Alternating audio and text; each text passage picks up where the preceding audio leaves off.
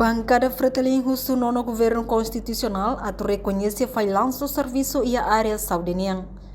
Quarta-feira, e a Parlamento Nacional, deputada Husi Bancada Fretilin Nurima Ribeiro Alcatire, hato assunto relaciona com a informação viral los e a mídia, com a situação atual e a Hospital Nacional de Valadares, ai morukla ia, durante lorun rua ona, atu fo atendimento ba bebê, nebe moras grave e a sala ICU. Tu reconhece falha na BIA, segundo Buca, tu itas muito belo Buca solução. Também liga direto da povo no mundo, significa que está com os partidos a partir do selo preto, mas se reta impacto negativo, mas bem todo se reta impacto negativo e reta ona impacto negativo. Então precisa ter a capacidade de tu reconhece falha e capacidade de tu reconhece a tu bele halal calai serviço de se la bele de fio halal de reavaliação. Ei, ministra lá serviço nessa, mas bem, ministra mas tem que a capacidade de lidera.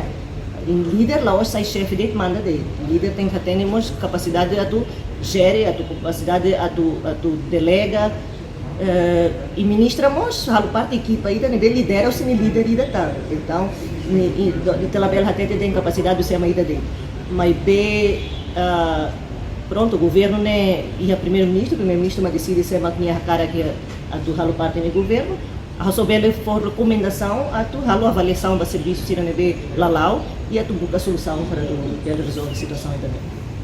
E a Soren Seluk, deputada Husi Bancada CNRT, Virginia Anabelo reconhece que estão menos em Moruk e a Hospital Nacional de Valadares no quase e a território Tomac preocupa problemas de saúde. Também recomenda para o governo o insamak bele busca solução urgente.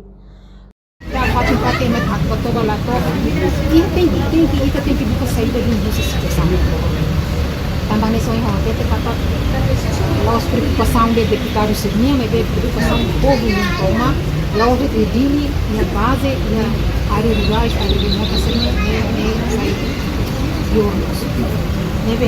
a minha espera cada governo veio mais para o parlamento, o primeiro-ministro veio a autorização do ministro para depois ver uma foto de explicação do parlamento.